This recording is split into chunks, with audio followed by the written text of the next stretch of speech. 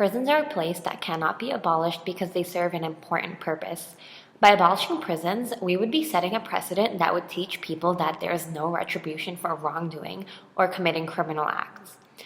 I agree with the proposition in that everybody has the right to fair and humane treatment. Conversely, nobody has a right to have his or her human rights violated or taken away. That being said, I prioritize the rights and safety of the innocent over the ones who commit acts that take away the other people's rights. My opponent's arguments focus only on the rights of those who are committing crimes and completely ignores the well-being of those who suffer from injury, deaths, murder, and the like as a result of those who are committing the crimes. Now, my opponent also accuses me of focusing solely on the US. The reason why we are focusing on the United States is because despite having only 5% of the world's population, according to the American Civil Liberties Union, the US houses 25% of all those imprisoned. It is home to many of the worst prisons in the world, and consequently, the human rights violations that occur towards prisoners in the US greatly outweigh other inmate violations in the world. Therefore, we should be focusing on the greatest source of the problem instead of attacking prisons worldwide. Doing the latter would lead to nothing being solved because other countries have unstable economies and government, and overthrowing their prison systems will lead to the worst form of anarchy, as I stated in my earlier argument, an impact that my opponent has no rebuttal for.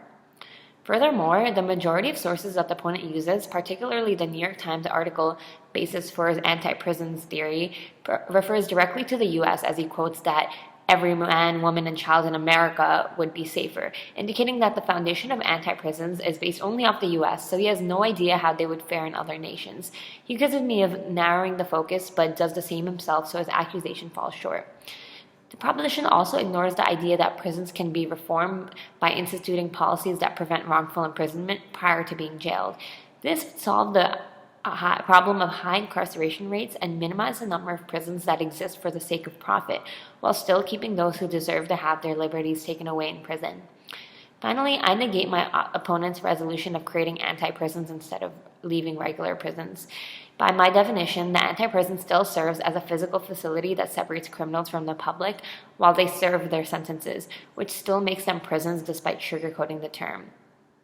Since the proposition inherently supports my argument in that prisons should not be abolished because his resolution still contains a form of prison, we should pass my resolution since it is more concrete and realistic and addresses the problems within the prison system by increased awareness in the prison system, such as cameras, background checks, and punishment for those who commit the violent acts, as well as distributing money into the healthcare system of the prisons. This can be done by addressing my second resolution of investing in the prevention of wrongful imprisonment, so people do not have to be subject to such treatment in the first place, and that the $16 billion that is spent yearly on inmates can be redirected to healthcare in the system.